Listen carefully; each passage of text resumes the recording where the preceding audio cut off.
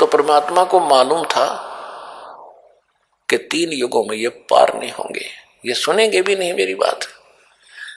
फिर चौथे युग में परमात्मा ने कहा ठीक है भाई, तेरी ये शर्त मैंने मंजूर कर ली, और बोल। फिर कहा कि पहले चौथे युग में परमेश्वर ने कहा कि चौथा युग जब आएगा मैं अपना कोई अंश भेजूंगा और पूरी पृथ्वी पर मेरा ही उपदेश रहेगा, मेरा ही ज्ञान रहेगा, मैं एक ही भगवान रहूंगा। तब इसने सोचा यह तो बात बिगाड़ेगा, तो काल ने कहा कि एक शर्त मेरी और है भगवान, कि पहले मेरे प्रचारक जावें, आपका बाद में आवे। परमात्मा बोले चल ठीक है, यह भी तेरी स्वीकार कर ली। इसने इस प्रकार कई शर्त परमात्मा से रखी, दाता ने इसकी वो सब स्वीकार कर ली। फिर इसने लास्ट में ये कहा कि मुझे वो मंत्र बता दो जिससे तेरे हंस पार होंगे। हाँ, फिर उसने ये दूसरा ये रखा था, तीसरी शर्त ये रखी थी कि आप जोर जबरदस्ती ना करना भगवान, नीचे जाओ तो जोर जबरदस्ती करके उनको दीक्षा ना देना, आप अपना ज्ञान देना, आपके ज्ञान को कोई स्वीकार करे तो वो आपका हो, आपके ज्ञान को स्वीकार ना करे वो मेरा हो। ये तो मालिक को पता था कि जब तक इनको ज्ञान ही नहीं होगा तो ये मेरे कैसे हो सकते हैं। परमात्मा बोले भाई ठीक है। फिर इसने शर्त रखी जी, एक शर्त और है, क्या कि पहले मेरे प्रचारक जाएंगे, आपका फिर बाद में आवे कलयुग में। परमात्मा ने बोल सुना भाई ठीक है। परमात्मा ने कह दिया कि ठीक है, ये तथास्तु, हम बाद में चले जाएंगे। जब इसने देख लिया, क्योंकि जीव है ये भी, और जीव की बुद्धि जीव सत्र की होती है, और कबीर परमात्मा है, सर्वशक्तिमान है, सर्वज्ञ है। तब उसने क्या देखा कि अब ये क्या करेगा, चौथे युग में आएगा, कर लेंगे जो करना है। एकदम खड़ा हो गया, गरज निकली, बच्चा सुखी, इस फार्मूले से खड़ा हो गया। तो तब कहा कि जाओ जोग जीत संसारा, जीव न माने कहा तुम्हारा। फिर कहते 12 पंथ करूं मैं साचा, और नाम तुम्हारा ले करूं अवाचा।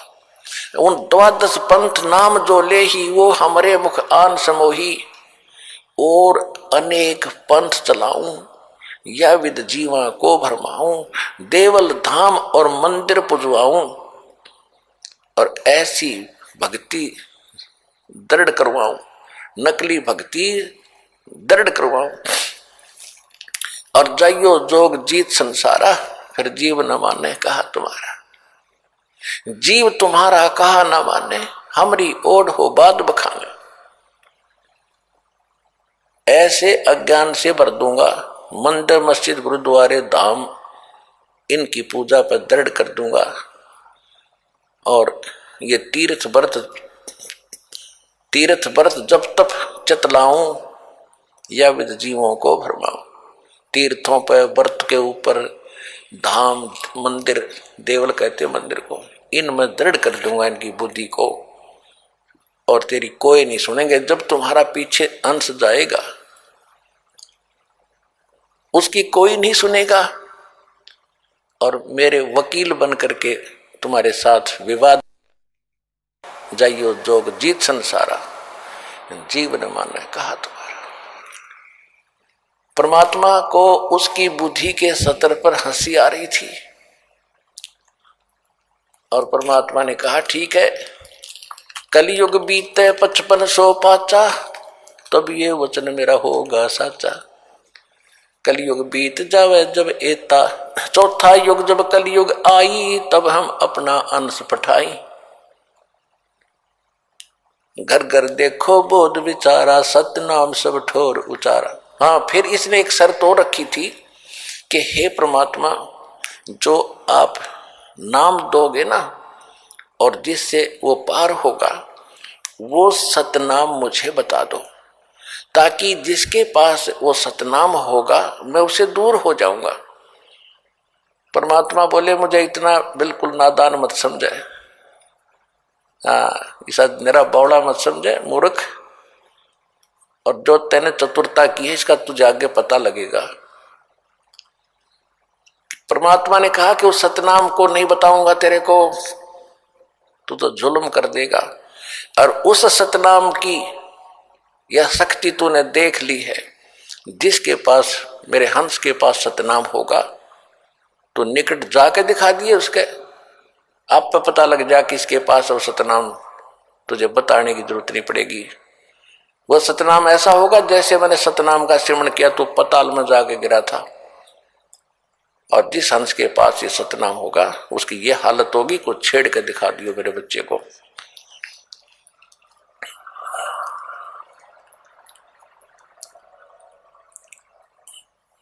तो क्या कहा कि चौथा युग जब कलयुग आई तब हम अपना अंश पठाई, घर घर देखो बोध विचारा, सतलोक सतनाम सब ठोर उचारा। सतनाम सुना सुना था राधा स्वामी वालों से, इन राधा स्वामी वालों ने सतनाम के कैख का पता नहीं, यो खान का है कि पीने का है, ये कोई सतलोक है या कोई स्थान है या कोई नाम है या भगवान है।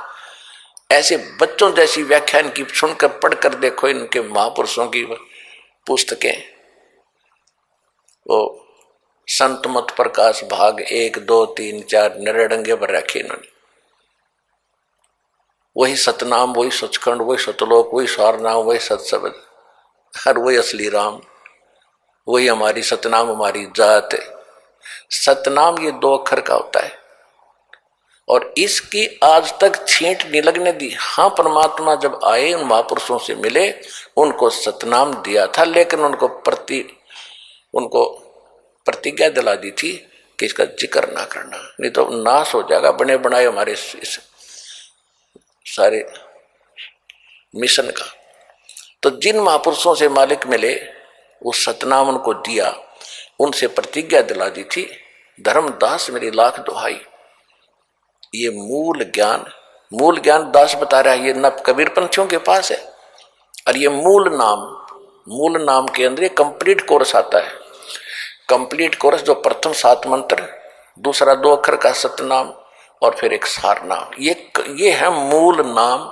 और जो दास आपको ज्ञान बता रहा है सृष्टि रचना आदि, सृष्टि रचना का जो विशेष कुछ ऐसा अंश है जो आपको किसी ग्रंथ में नहीं मिलेगा, कबीर पंथ के कबीर सागर में भी नहीं मिलेगा, क्योंकि उसमें काफी अंश निकाल दिए गए थे।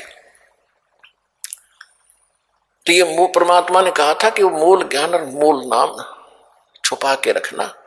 कब तक? फिर बताया है कि कलयुग बीते 5500 पाचा, तब ये वचन मेरा होगा साचा।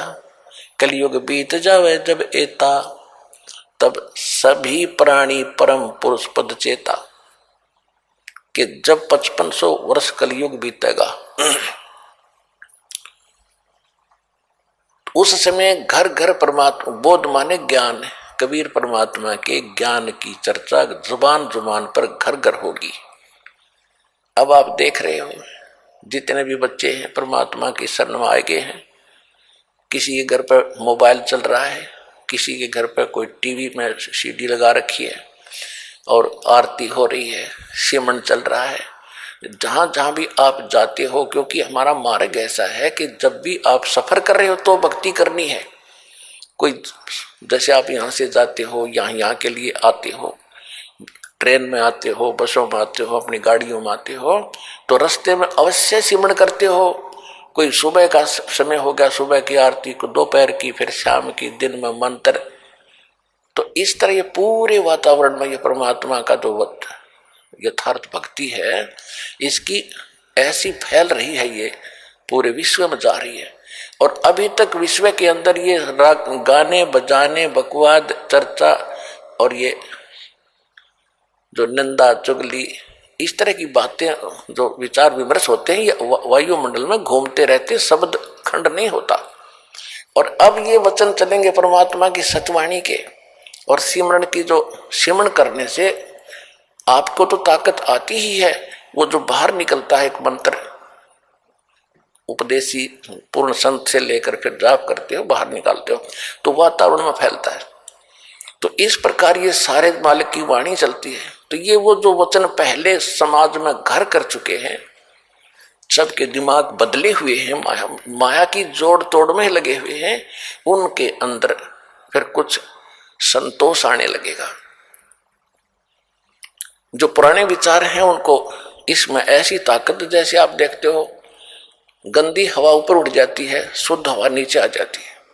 तो परमात्मा के जो वचन ज्ञान आप सुन रहे हो, टीवी पर सुन रहे हो, चिप में सुन रहे हो, मोबाइल से, तो मेमोरी कार्ड से चला रहे हो, या वैसे अपना सांस का सेवन करो, तो ये शुद्ध यथार्थ भक्ति है।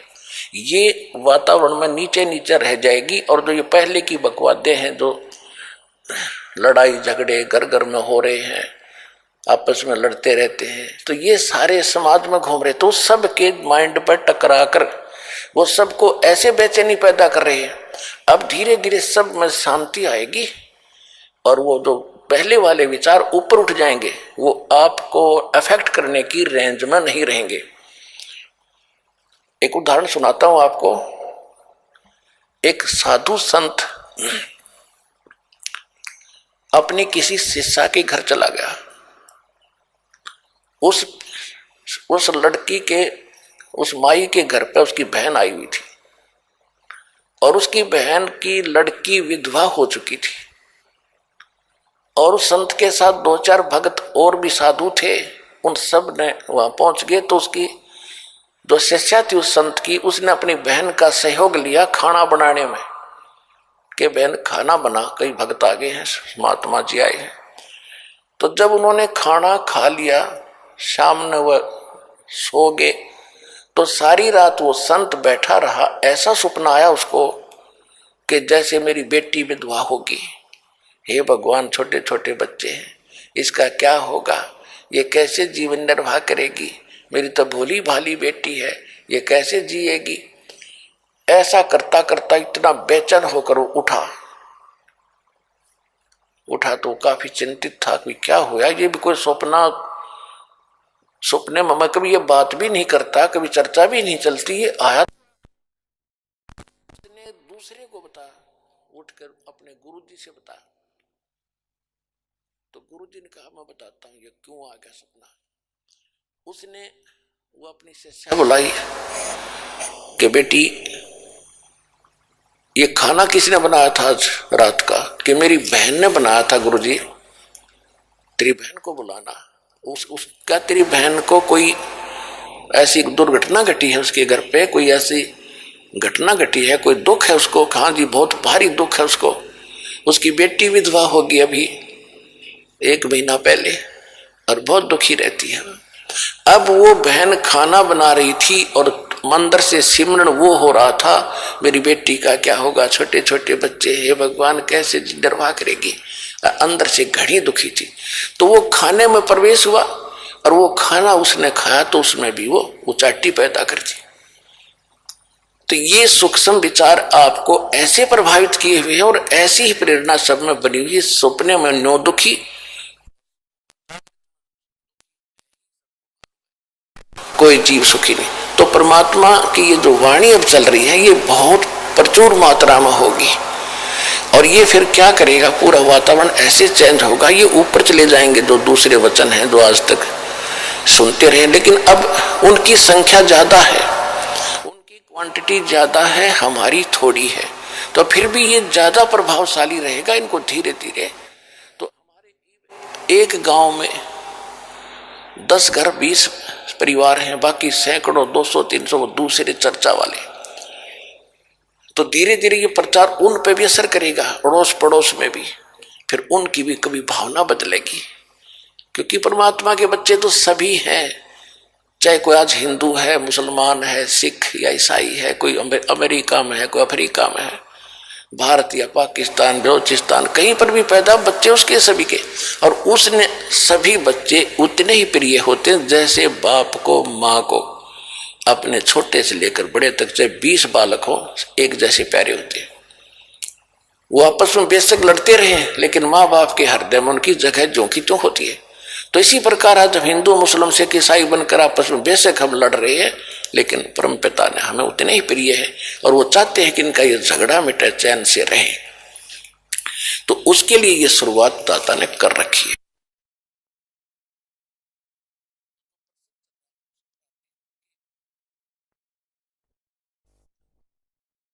उस परमात्मा ने जो वचन किया था और काल ने भी कहा था कि आप बेशक उस समय में कितने ही प्राणी ले जाना चौथे युग में,